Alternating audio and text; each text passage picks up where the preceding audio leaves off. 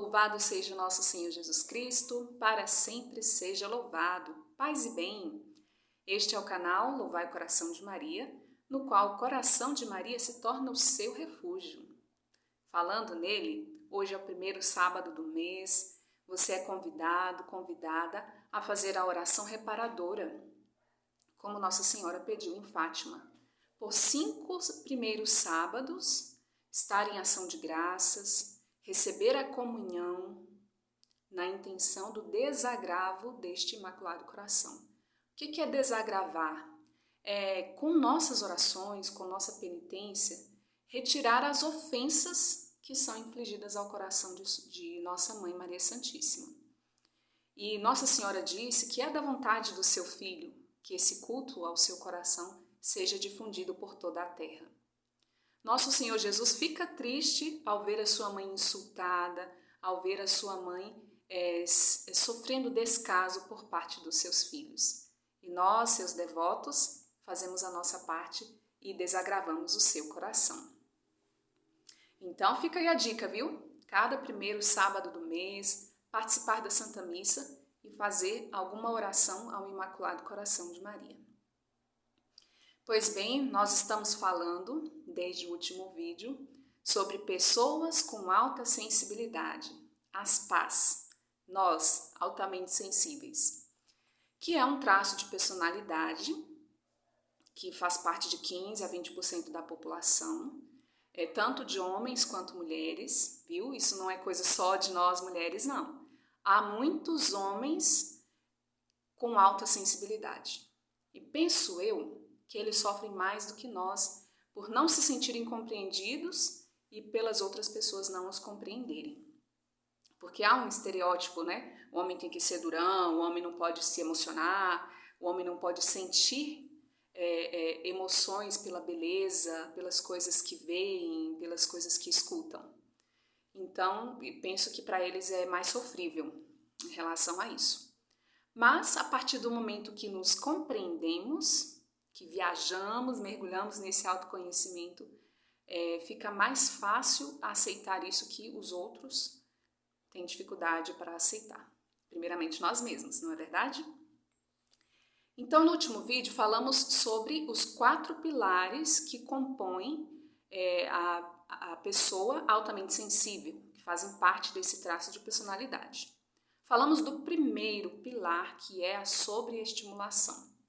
Você viu aí que que diz respeito aos 5 sentidos que em nós são mais aguçados. Os nossos 5 sentidos são mais desenvolvidos. Escutamos mais, percebemos mais coisas com a visão, sentimos mais odores que às vezes nos aborrecem, que nos tiram a concentração. Temos o nosso tato também bem desenvolvido. Há coisas que, ao pegarmos, manusearmos, nos deixam confortáveis ou não. Tecidos que nos sufocam, dependendo de como eles são. Um exemplo clássico de uma pessoa altamente sensível é a etiqueta. Você já se sentiu assim profundamente aborrecido por aquele tecidozinho ali, aquele picote ficar roçando no seu pescoço e você querer de todas as formas se livrar daquilo? Pois é uma característica nossa, viu?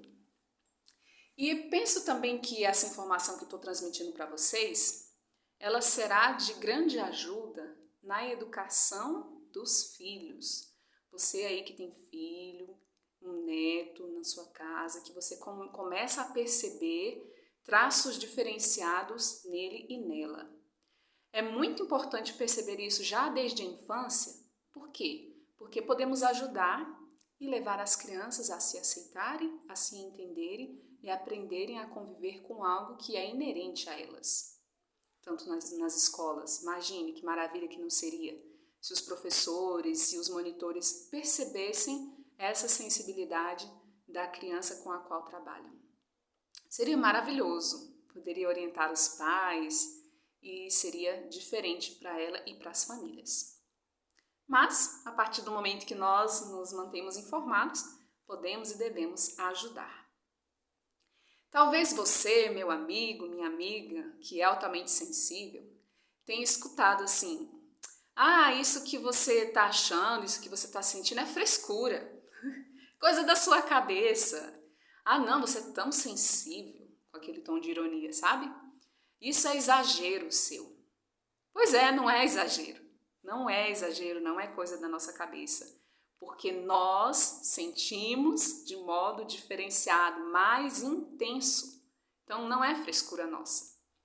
Também vamos aqui diferenciar a sensibilidade, a alta sensibilidade, da hipersensibilidade, porque são coisas diferentes.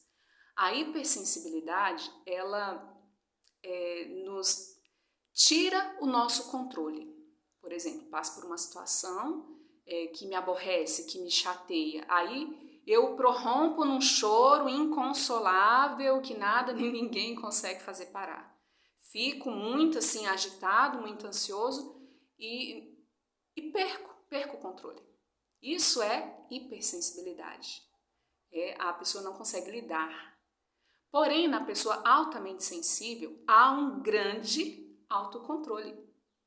Sentimos bastante e percebemos essas emoções e sentimentos em nós, mas não permitimos que isso tire o nosso controle.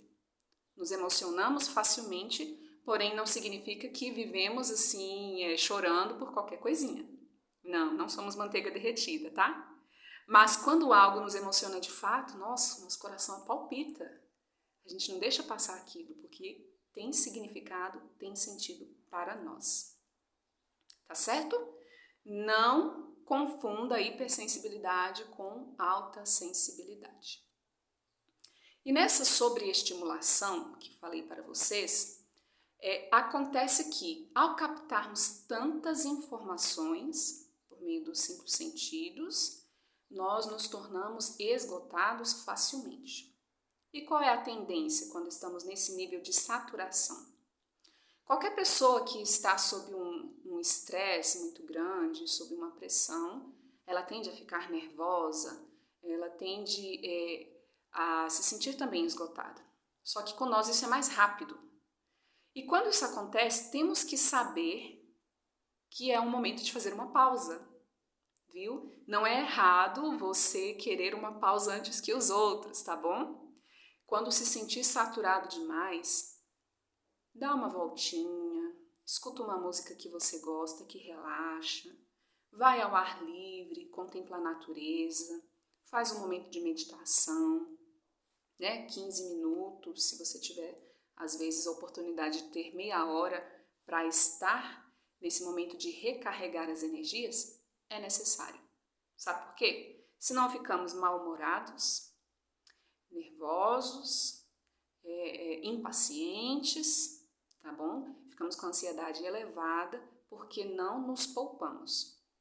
Quando retornamos com as energias recarregadas, podemos continuar e conseguimos produzir melhor que antes. Por isso que é preciso nos conhecermos para saber os momentos em que precisamos fazer essas pausas. E aqui entra algo interessante. Quando estamos saturados, nós temos a tendência a nos isolarmos. Eu percebi isso no decorrer da vida religiosa, porque nos momentos em que encontrávamos com as irmãs, aquele momento de festa, de conversa, de recreio, eu estava ali me divertindo bastante, com muito entusiasmo, mas depois de um momento, quando eu percebia, eu já tinha me distanciado. Era muito estranho, porque quando eu vi, eu já estava me isolando. E o que isso gerava? Olha, já de novo fui para o cantinho dela, né? Como se eu me julgasse melhor que as outras irmãs, ou que aquilo ali já não me interessa mais. Só que não é isso. Depois que eu fui entender, dava uma voltinha pela casa, passava pela biblioteca, folheava uns livros, fazia alguma coisinha diferente, depois eu voltava para o grupo, porque estar ali com muita coisa ao mesmo tempo me deixava com estafa mental, me deixava assim muito esgotada. Aí fui entendendo, fui aceitando e hoje percebo que às vezes eu preciso de uns minutinhos para poder retomar aquilo que eu estava fazendo. Mas quando você se deparar com uma pessoa que está mais isolada, no momento ali só dela, não julgue, tá bom? Te peço encarecidamente que não faça isso, porque só quem passa é que sabe, tá? Se ela fica um tempo maior, se ela não quer fazer mais parte, tudo bem. Você pode ir lá, chegar, convidar, mas não force a barra, porque ela pode ser uma pessoa altamente sensível. Ela pode estar lá no seu momento de recarregar as energias, certo? Talvez você, quando vai para uma festa, para um momento mais barulhento, mais assim, movimentado, você também tenha percebido que você é mais daquele tipo que vai para o cantinho ali da festa, conversar com uma pessoa, trocar uma ideia, ou vai para fora porque o barulho está incomodando demais, né? Você talvez tenha esses momentos e tenham achado que você é estranho por causa disso. Mas aqui talvez esteja a explicação, certo? Depois da sobreestimulação, vamos passar para o processamento profundo. O que será que é isso? Processar, né? Assimilar profundamente. Nós, as pás, tudo aquilo que está ao nosso entorno tem um significado, tem um sentido.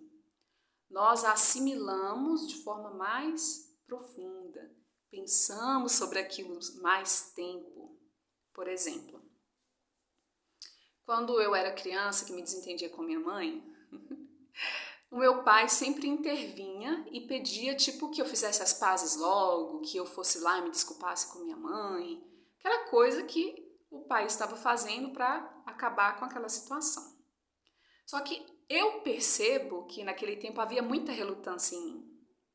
Não tanto pelo orgulho, não quero lá dizer que estava errada, mas pela necessidade de pensar mais sobre aquilo que aconteceu, assimilar aquilo tudo e depois retornar já mais tranquila em relação ao fato, em relação ao acontecido.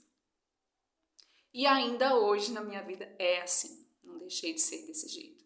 Percebo que acontecimentos do dia a dia, às vezes que são coisas corriqueiras para outros, e aquilo ali fica, sabe? Eu fico tentando achar um motivo, não assim, cheio de porquês, não, apenas meditando, refletindo.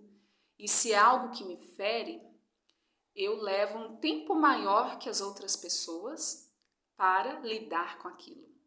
Por isso que a pressão que meu pai exercia em mim não me fazia bem. Por quê? Porque eu tinha e tenho o meu próprio tempo, que não era o tempo do meu pai. Nós vivemos num tempo do imediatismo, não é assim? Tudo tem que ser o mais rápido possível. Vai lá, perdoa, vai lá, se corrige, vai lá, se retrata, faz logo, produz. Só que não. Posso produzir tanto quanto, posso fazer as mesmas coisas, mas no meu tempo. Essa assimilação profunda é sobre tudo, principalmente sobre as coisas difíceis pelas quais eu passo. Eu já percebo claramente quando eu tenho uma preocupação, quando passo por um momento mais assim difícil, né, na vida consagrada, como ser humano mesmo, como pessoa, eu fico mais pensativa. E eu percebo que nessa assimilação, né, nesse processamento, eu fico mais calada. Eu já tinha até avisado para as irmãs, olha, quando eu ficar mais calada, não é porque eu estou chateada com ninguém, é porque eu estou precisando de um tempo para pensar sobre certas coisas. E às vezes pode demorar um pouquinho mais do que para você. Então é assim. Ou se eu tenho alguma dúvida, alguma coisa para decidir, eu fico mais retraída, fico mais ali pensativa, considerando, sabe, os prós, os contras. Vou avaliando aquilo que eu estou vivendo, vou vendo o que foi positivo para mim, o que foi negativo. E o que eu acho muito legal é que, por estar na vida religiosa, eu coloco tudo isso na oração. Diante de Jesus, eu vou entregando isso que eu estou pensando, rezando e pedindo discernimento ao Senhor para ficar sempre com essa parte boa, para não me sentir magoada, para perdoar sempre que necessário, pelas incompreensões, pelas coisas pelas quais passamos todos os dias. E aí acontece, eu retenho aquilo que é bom para mim, descarto o que é inútil. Se há pensamentos assim que são mais frequentes, negativos, eu procuro direcioná-los a Jesus, sempre entregando, de modo que eles não permaneçam ali me atormentando. Então, isso é pensar profundamente sobre tudo. Por exemplo, para você ter ideia, amigo, nós sempre passamos por transferências na vida religiosa. Estamos aqui e o Senhor nos chama para outra casa, para outra missão. Então, antes de vir para onde eu estou morando, passei um tempo numa missão e vir dessa missão foi muito doloroso para mim. Foi um trabalho lindo, lindo, lindo, encantador, que tive a oportunidade de realizar, movido pela graça de Deus. E quando eu fui transferido, foi um choque. E lidar com isso levou um tempinho bem maior. Confesso a vocês que foi... Aí vem esse processamento profundo, sabe? Assimilar tudo aquilo que eu vivi, todas as coisas pelas quais passei, todas as coisas superadas, todas as conquistas, todas as dificuldades, tudo aquilo. E aceitar que o Senhor não quer que eu permaneça mais ali. Por 6 meses, eu passei por esse processamento profundo, ao ponto de eu perceber, olha, já consigo pensar sobre isso, sobre essa transferência, sem sentir mal-estar, sem sentir dor. Então, foi aí que eu percebi que já havia entendido, já havia aceitado. Mas foi difícil, e percebo sempre em mim, talvez você perceba em você, essa demora um pouco maior.